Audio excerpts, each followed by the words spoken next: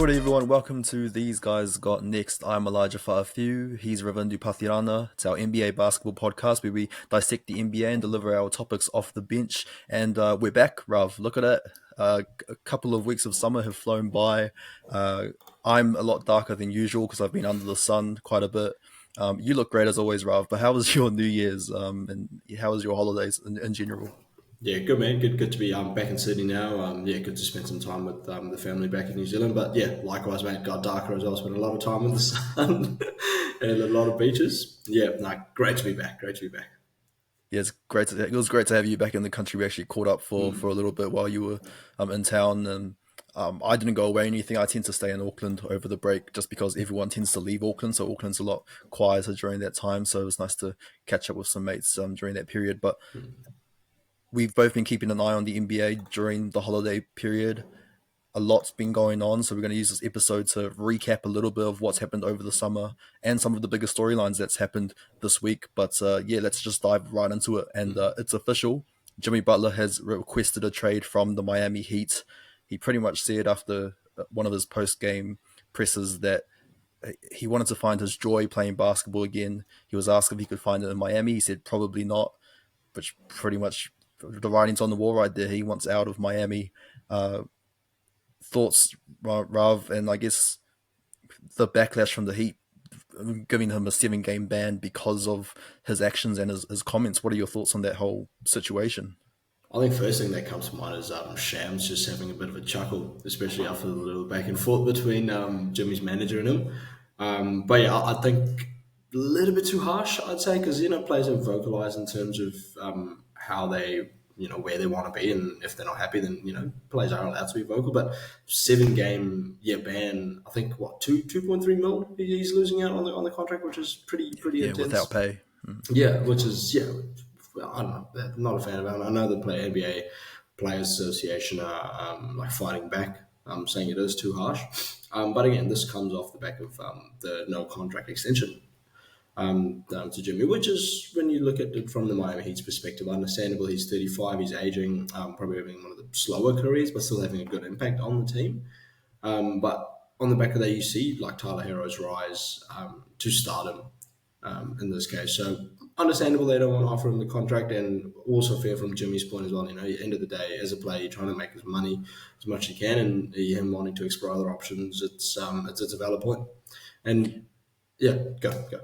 Yeah, I mean, Jimmy Butler, it has been a slower season for him. He's averaging 17.8 points per game, his lowest since the 2013-14 season. So it's pretty clear that Miami is now Tyler Hero and Bam Adebayo's team. I guess I find it funny that he gets 7 games for pretty much saying what he feels or what he thinks.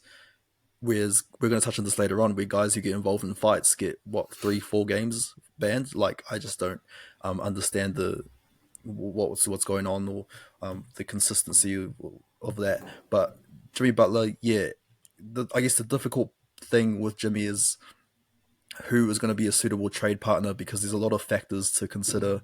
One, Jimmy's got a player option next year, which is about 52 mil. A team's going to have to be willing to give Jimmy a long-term contract if they're going to take him on. I just don't know which teams are going to be willing to do that with Jimmy.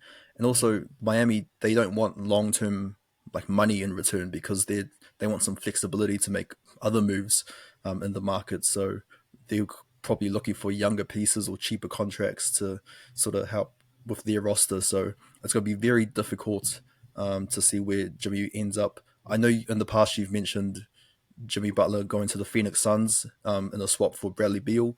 Do you still feel confident that that could be a possible move for him moving forward?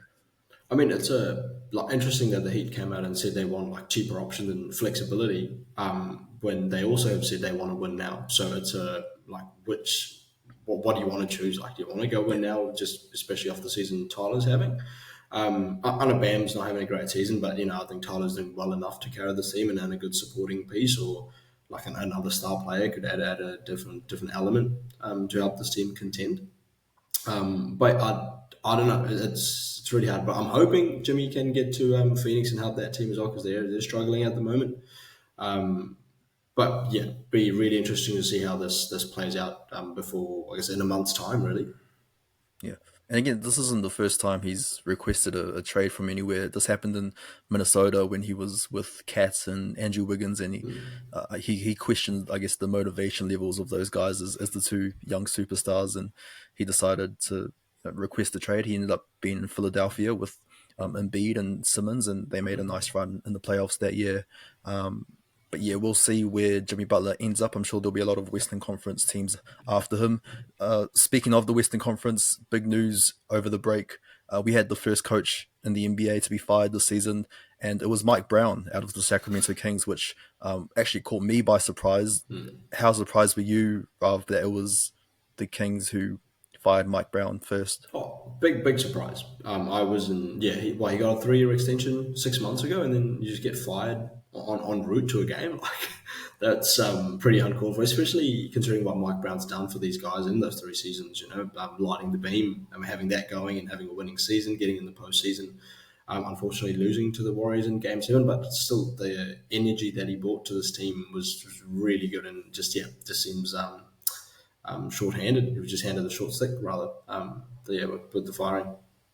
Yeah, the firing came about because they were in a rough patch. Like they had just come off a 5 game losing streak at the time. They lost to Detroit, where Jaden Ivey had that amazing 4 point play for the game winner. And then Mike Brown pretty much blamed, well, he did blame De'Aaron Fox because Fox was the one guarding Ivy, and he sort of sagged off and allowed Ivy to make the shot, and he ended up fouling him on the shot.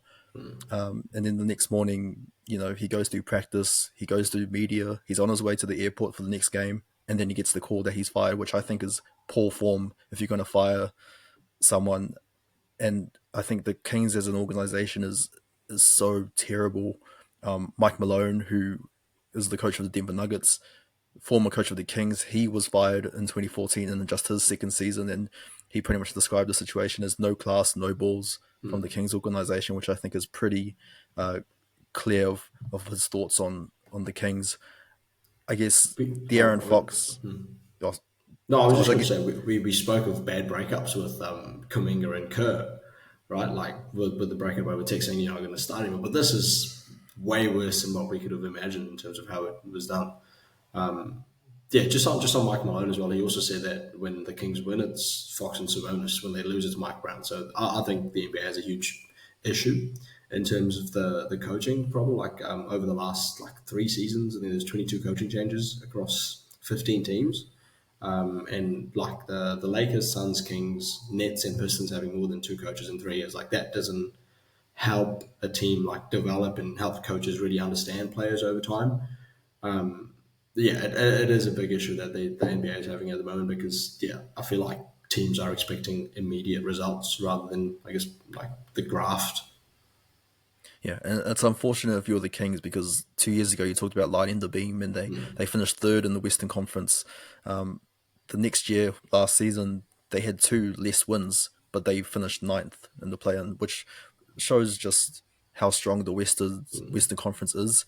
But I guess if we look at this roster and how it's built, the big addition this offseason was DeMar DeRozan. I guess it's safe to say that so far things haven't been panning out, particularly in the clutch, which is where you would think DeRozan and De'Aaron Fox would step up. But do you think the DeRozan experiment is working so far in Sacramento? I mean, short answer no. It's they're 6-13 in clutch games, and when you bring the 2023 clutch player of the year and an elite clutch player like DeRozan to this team, you'd expect them to be able to close out these games. And I think the biggest issue they're having at the moment is defense. Adding DeMar DeRozan, yes, scoring ability, but again, Keegan Murray, who's probably their best wing defender outside of Keon Ellis, is competing against DeRozan for minutes. And DeRozan is ranked dead last in the team in defensive rating as a player of guys who are playing over 20 minutes a game. Like honestly, I like the move at the start of the season, but right now with the track record how they're going, and also the dysfunction in the Kings organization as a whole, this is not a successful experiment. And the guy in the middle of all this is the Aaron Fox. He is the face of this franchise. He was the one that got blamed by Mike Brown in his last press conference before he got fired. there's rumors swirling at the moment that De'Aaron Fox's future's in doubt. He could get traded by the Kings. Um, how valid do you think those sort of reports are around De'Aaron Fox? Do you think he sticks around in Sacramento any longer? Do you see him being traded to a contender potentially? I mean, thing is, if De'Aaron Fox goes, then they have to blow up the whole team because without him, there's no option for them. Like, Sabonis goes, like, move some of the DeRozan goes, open up a bit of cap space for them to kind of rebuild and, I guess, start again, which is unfortunate because I feel like they've been in this cycle and they finally break free and then it's, regressing. Um, yeah, I don't necessarily think De'Aaron Fox will go, depending on how Doug Christie goes. And this is his fifth coach in 5, 6, was it 8 seasons now? Sorry, Mm. took my math wrong. But yeah, I find it really interesting because I was reading an article where Lou Will actually blew the whistle, talking about the tensions in the locker room, how Mike Brown always pushed Fox hard, but De'Aaron Fox has made it clear that he likes to be challenged by coaches, and hence why one of the reasons he chose Kentucky and Coach K as well, because we know his history in challenging players and pushing them to succeed. So, and again, it's hard to say because like you mentioned, Mike Brown had called him out on multiple occasions in public, in the press release, in media, in front of media. So, not necessarily a good look for the coaches, but yeah, I don't think he's going to get traded unless the Kings just want to blow up the whole operation. Yeah. I do feel bad for De'Aaron Fox in this whole situation because ever since Mike Brown got fired, the front office hasn't stepped up and said anything. They haven't done a press conference or anything. It's been De'Aaron Fox there who's been fielding the questions for some reason. He's been in the middle of all these rumors around him and his future, and I think that's just some attention that he doesn't need right now, particularly if he's trying to turn the Sacramento team around. Which brings me to my next point about the Sacramento Kings as an organization. Like, before they made the playoffs a couple of years ago, they hadn't reached the postseason in 16 seasons. And like, there is a reason why this organization is so bad. They've made some poor draft decisions in the past. I guess the most obvious one was picking Marvin Bagley over Luka Doncic and Trey Young and Jaren Jackson, which I would admit at the time in 2018, but Marvin Bagley was a great prospect coming out of Duke, and people weren't really sure about Luka. But I guess looking at things now, Luka is just a superstar, and Marvin Bagley is barely playing starters minutes, or barely playing in the NBA. So I guess, what do you sort of make of the organization as a whole? Like, what have you sort of observed with this team and all the changing coaches that they've had over the years?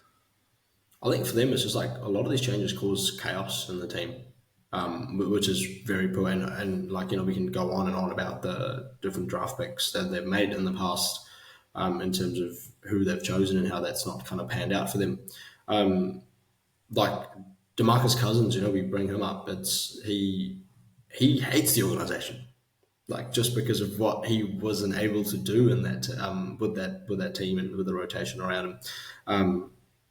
Yeah, I just think it's a big mess. Like they need to find and carve an identity of who the Kings are, and then like take steps forward. Like honestly, having different like three different coaches now in the last 3, 4 seasons doesn't help. Like they need to start building an identity and help players, yeah, like have a path in terms of this is what the Kings are, this is what we're about, and go from there.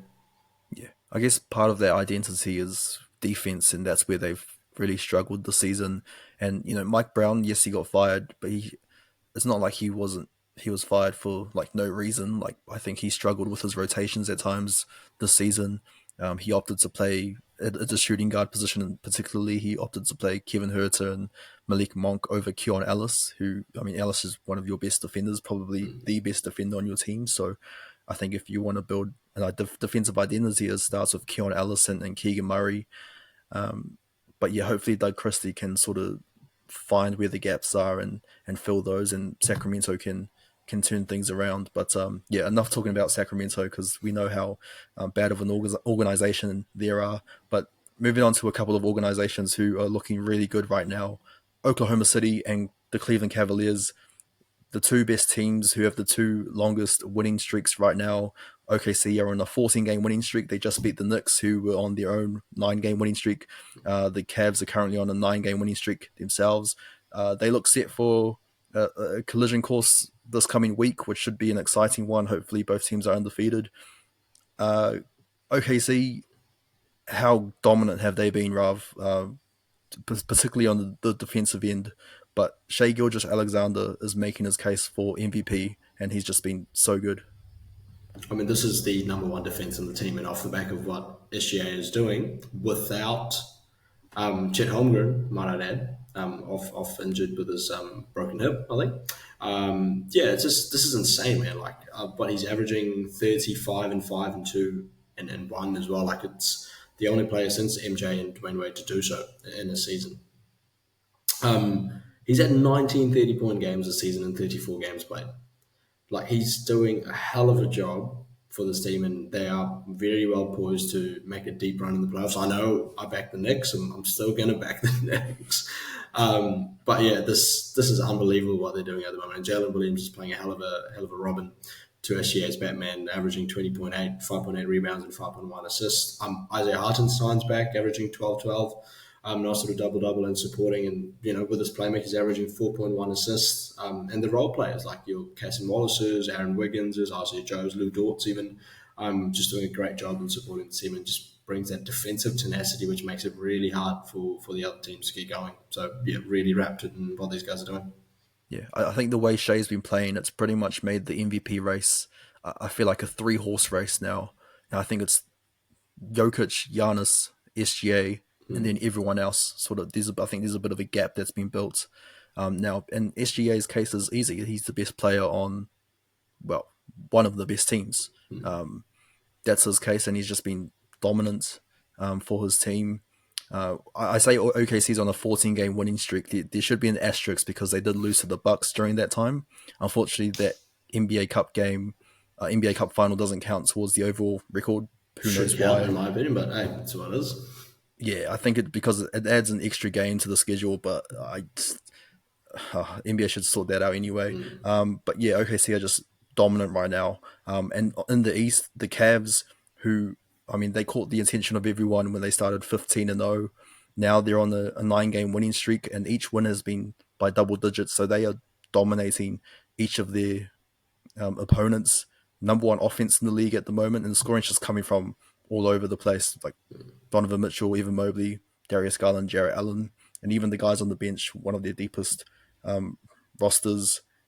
Are you more impressed with the Cavs now than you were of them at the start of the season when they were 15-0? Like, how do you sort of look at the way they started compared to, I guess, the streak that they're currently on at the moment? I mean, it's pretty easy to say, hey, we lost a couple. We're just gonna let that get to us, or not let it get to us, like what the Cavs are doing. So it's really good to see. I'm more impressed now because they've just gone on a little bit of a shaky start. Like, I think they lost the Hawks twice in December or November, and just kind of picked up and gone. You know what? No, we're going to get back to the start of the season and bring out that winning streak again. So this is really good to see. And yeah, like you mentioned, it's coming from all angles, man. Like, where do you stop it? Like, you need four elite defenders. So that's what I'm looking forward to the matchup in the week between the OKC and the Cavs. Just number one offense go against the number one defense. Yeah, 100%. And I do hope that both teams are still on their winning streaks by the time, because that's going to be a colossal matchup this week. This week, the NBA All-Star voting had their first returns. I guess in order of the top 10 all-round vote getters, we had Giannis, Jokic, Jason Tatum, Kevin Durant, LeBron, Karl Anthony Towns, SGA, Anthony Davis, LaMelo Ball, and Victor Wembanyama. That's just, I guess, the first name that sticks out is LaMelo Ball, and the fact that he leads the Eastern Conference backcourt players. By over 200,000 votes as well. I just got Exactly, exactly. Now, like, I'm not surprised because the way that LaMelo plays is very social media friendly. Like, there's a lot of younger players and a lot of casuals who will be drawn into the NBA because of his style of play. But I guess if you're a basketball enthusiast, you'd probably lean more. Well, I don't know about you, but I think Jalen Brunson should be a starter or considered a starter in the East. How do you feel about LaMelo Ball leading the votes at the moment?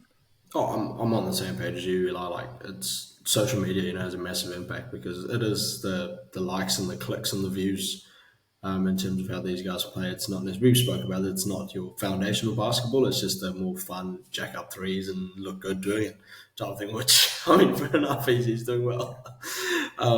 But again, no, I don't agree with, like, the fan voting has kind of affected how the All Stars are. There've been a lot of snubs in the past, which we'll touch on shortly. Like, yeah, I definitely think Jalen Brunson needs to be above it, like even more so than Dame as well, because he's doing a lot Yeah, for the Knicks and the Knicks having a great season. yeah, I'd have Brunson and Donovan Mitchell starting in the backcourt, and then as of the current votes, you've got Giannis, Tatum, and Cat for the East, which I agree with. I don't see any problems with there. And then the West, if we're looking at current starters based off the first return, we've got Shea, Luca, KD, LeBron, and Jokic. I guess the only thing I'd say is Luca's injury could force him to miss out. Which, I mean, Steph's behind Luca, so it looks like Steph could Yeah. come in. But all in all, I don't have any issue with the majority of those starting votes. Now, this isn't going to matter because the new All Star format is 4 teams, and so there's going to be essentially going to be 15 starters because 15 across 3 teams, and you got the Rising Stars team. So Yeah. the whole East and West 10 starters isn't really going to matter at the end of the day. But it's great to see some first timers getting some votes in there. Alperen Şengün, Cade Cunningham, Franz Wagner, Jalen Williams, Evan Mobley. Do you see any of these guys being a lock to make the All Star game? I wouldn't say a lock, but possibly Evan Mobley, just off the back of what the Cavs are doing, and he's having a hell of a season, and Jalen Williams as well. Fran's still out with the injury, so a little bit hard to say. Cade's doing Cade's thing over in Detroit, but obviously being a small market team, not so much. Shingun possibly as well. Again, it's hard to say if each of these guys are a definite lock because there's a lot of variables involved. Yeah, I think out of all those guys, I'd probably lean towards Jalen Williams just because he plays for one of the best teams. I mean, same argument for Evan Mobley as well, but I think I'd probably lean more towards Jalen than Evan. Who missed out on the top 10 list that you were surprised didn't get a look in or didn't get any votes from the first return? Easy to say, like easy. The easiest one to say is Darius Garland. Like, how massive piece of this Cleveland team and should be a top. He is a top guard in the East. Other person, a couple of people, I'd say, probably should be deserving, at least being in the top 10 of the front court, or even for the East and the West. I've gone RJ Barrett from the Raptors, who's having his career year. And also Zubac from the Clippers. Just a bit of shout out from our boys as well. Like, Zoo's having a hell of a year. I think he's total. Like, he's leading the league in total rebounds. Or he's in top three. And I think, yeah, that deserves some sort of recognition. And as always, I'm going to say Sabonis, man, dude needs some love. Like, he's having these great seasons, doing unbelievable things, but just never getting the recognition that he deserves. Anyone you think that's missing out so far? I think, I mean, just on Sabonis, I think it's because he plays for the Kings and everyone knows how bad the Kings are. So maybe that's why he's missing out on votes. I guess, yeah, RJ Barrett is probably one guy I think should be considered at least. I mean, again, these are guys who I don't think they'll make the All Star, like the actual All Star game, but I guess having their name on the list should be, they should be worthy of being on those lists. Yeah, RJ Barrett's probably the one guy that sticks out to me.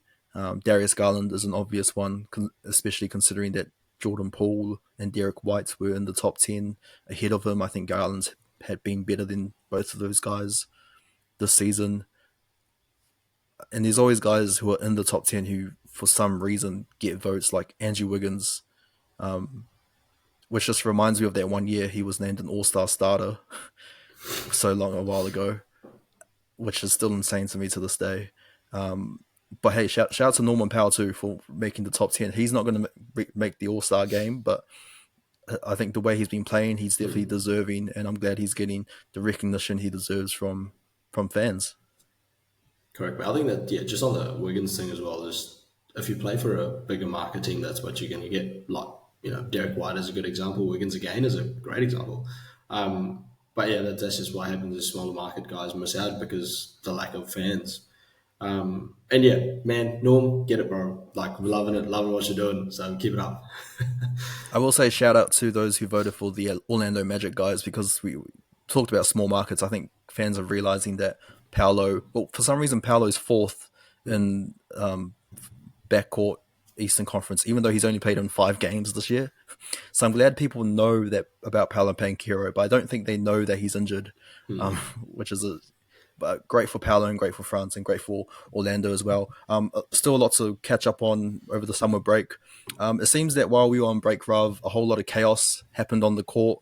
Joe Mazzulla's Fight Club seemed to start up while we were gone. A whole lot going on. Jordan Clarkson and Ron Holland squaring up. Uh, Nurkic and Najee Marshall slapping, punching each other. Amin Thompson throwing Tyler Hero to the ground. It seemed like the action just started to get progressively went worse and worse as the days went on while we were gone. Hopefully, now that we're back, we can see some order restored somehow. But I guess out of all those square ups, all those fights, which one sort of stood out to you over the break? I mean, it's just the obvious one where Armin Thompson just threw Tyler Hero on the ground. You know, like that's wow. I mean, Tyler Hero responded verbally saying that I guess that happens when someone's scoring, throwing dimes, and doing the whole thing. Like he'd get mad too, but it's. I mean, you let someone else just literally pick you up and throw you on the ground. So yeah, interesting. But yeah, it was entertaining. Like Jordan Clarkson always cracks me up. Just the way he squares up, like just There's a compilation of him squaring up, right? Like he has his hands ready, and yeah. he has like the big bulging eyes, like the crazy eyes. Um, I would say it's the best crazy eyes, but I think Bobby Portis has him beat by a mile. Yeah. Um, Oh yeah. but I don't think Clarkson was expecting Ron Holland, like a rookie, to have his hands ready as well, and that's why the whole situation was just funny. And yeah, no punches ended up being thrown, but there was a punch thrown in the Nurkic Marshall incident. Nurkic with a little swinging his arm, slapping Najee, and then Najee retaliated. I think he just grazed. I don't think he actually Yeah, I think it connected with. missed, but yeah, I don't think it was much, if anything. Yeah, Yeah. and yeah, a few games were handed out there. A few 4 games for Najee and 3 games for Nurkic. PJ Washington got a game for some reason for pushing Nurkic to the floor, which I don't think deserved the ban. Yeah. I think he was just trying to break things up a little bit. But anyway, glad to see that all those fights, all that action happened while we were gone. So yeah, I can't wait. Now that we're back, I don't think there's going to be any more fights. I think order's going to be restored out in the court. And I think if I'm Joe Mazzulla, I think I'd be pissed that the referees didn't let things go at all. But let's get into like a real joyful mood because while we were gone, Christmas Day happened. I think it was one of the best. I think it is the best slate of games of Christmas we've had in a long time. Rather than going through each one, let's just pick out our best or our favorite Christmas Day game out of the slate because there's so many to choose from. The margin across all 5 games was 5 points, so each one was close. What was your favorite game out of the 5 Christmas Day contests? I'll have to say the Lakers, the Warriors game. Like that was electric, man. The last 3 minutes, like going back and forth. And just to hear Mike Breen say blocked by James and have a double bang for Steph Curry, like in the same game, like that's unreal. Like that's oh Throwback, man, yeah. yeah, that's just so good to hear. And especially like they're on the I guess the twilight of their careers, so it's good to get these like moments that'll echo for a long time. So yeah, that was my best one. How about you? I'm gonna go Knicks and Spurs just because it was the game that kicked things off. So it's the game that's got to set the tone for the rest of the Christmas Day games. It was the most watched Christmas Open in 13 years, and there was a 40-point duel between Victor Wembanyama and you would think it would be Cat or Brunson. It was actually Mikal Bridges who had a 40-point game who went off, and that was a great performance from Mikal. But it was a great duel as well with Wemby, and I think Wemby has just been amazing in this portion of the season. I think he's delivered for the Spurs, and the Spurs are definitely contending in the West. That's probably the one game that sticks out to me. But I guess other moments, Ants with his goal-ahead bucket late in the Timberwolves Mavs game, and the Mavs only almost came back from 28 down. Yeah, they would have had it, I reckon, if Luca wasn't out. I think that's just pretty Yeah, simple. Yeah. I think so. Yeah, it's unfortunate that Luca left the game with that calf problem. Sixers and Celtics. I don't really want to talk about the game, but more so Joel Embiid's almost doing his ankle in the pre-game warm-up. Wouldn't Um, be these guys going next without mentioning Joel or an injury. well, we have to. It's been a while since we've been back on, so it was worthy of a mention. Joel. So I'm glad that he did end up playing. He finished with 27 and 9 in that game, and then the Suns and the Nuggets. KD and Beal 27 points each in the absence of Devin Booker. But I will say the NBA were competing with the NFL, who they streamed their games on Netflix this year. They had Beyonce do a halftime show, and the games featured the Kansas City Chiefs and the Baltimore Ravens, who are two of the most popular NFL teams around. But I think in terms of the game quality, NBA just blew NFL out of the water. Like the NFL was just all blowouts. NBA was just competitive each game, and just had fans. It just captured the attention of all the fans throughout the entire day. So great job for the NBA. And LeBron summed it up. I love the NFL, but Christmas Day is our day, that's facts. I think.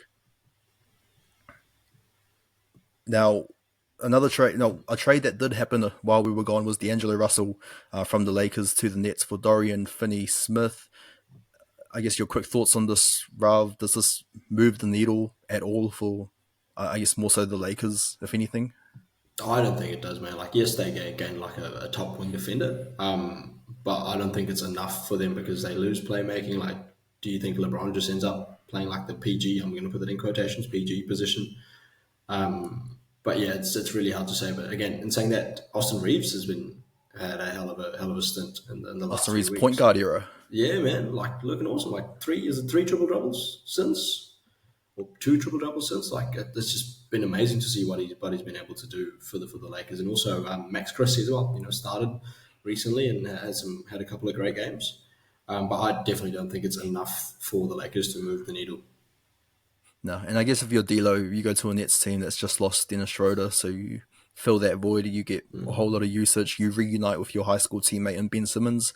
Unfortunately, he's going to find out that Ben Simmons is not the same player as he was in high school.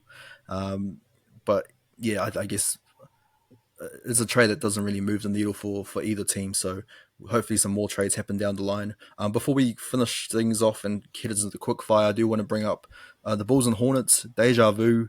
Somehow we mentioned they broke the record for the most combined 3 point shots in a game with 75. Somehow they managed to tie their own record, and they needed overtime to do it. So I guess it wasn't as impressive as the first time. But the Bulls shot 18 from 60.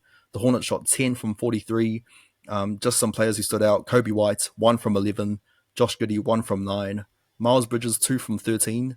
Although one of them sent the game into overtime, so I guess he made the most out of the 1 or 2 shots he did make, and Vasilij Micic 1 from 8. So there's this whole conversation around whether the 3 point shot is ruining the NBA or ruining the game. I think it's just the Bulls and the Hornets who are ruining the 3 point shot. So yeah, just thought we'd bring that up because that was quite funny. And finally, just a mention of Jaden Ivey, unfortunate injury, broken left fibula, broken leg, caught under Cole Anthony as Anthony was diving for a loose ball. Players were very emotional around the whole situation, which goes to show how important Ivy was to the team. And it's unfortunate for the Pistons because the Pistons, they're a fun team to watch. They have been a fun team to watch this season, and it's unfortunate that one of their young guys who was breaking out has suffered such an unfortunate injury. I will say it says he's going to be evaluated in a month, which is surprising because you'd think it would be a Yeah, after season-ending the injury. season, yeah. So yeah, but that's just hopefully we've caught up as much as we can of what's happened over the summer with the NBA. And now, as always, we're going to finish off with the good old quick fire. So, Ravi, you ready to get stuck in? Yes, sir. Okay, let's kick things off. 3, 2, 1. Ravi, which coach will be the next to get fired? I'm going to coach Bud from the Phoenix Suns, And which and 3 coaches have the most job security? I'm going to go Spo from the Heat, Mike Dagnall, and Joe Mazzulla. And you know, Kawhi said to make his return for the Clippers. Will he play more or less than 30 games this season? Less. I'm going to say 25. He'll play. Rav, which team will reach 50 wins first, Cleveland or OKC? OKC. Derrick Rose is getting his number one jersey retired by the Bulls. What's your favorite moment of D Rose in Chicago? the game winner against the Cavs in the playoffs, 2015 playoffs. And what is, well, I assume we have the same game of the week. Yeah. So I'm going to ask you, Rav, what's the game of the week? Okay, so you Cavs. Easy. There we Yeah. go. Great minds think alike, and that Yes, is the sir. time, and that is our episode. So it's great to be back on the pod after a couple of weeks off. Thanks for tuning in, everyone. Follow us on Instagram and TikTok, YouTube as well, at Spotify. At These Guys Got Next. Until then, we got next in Matiwa.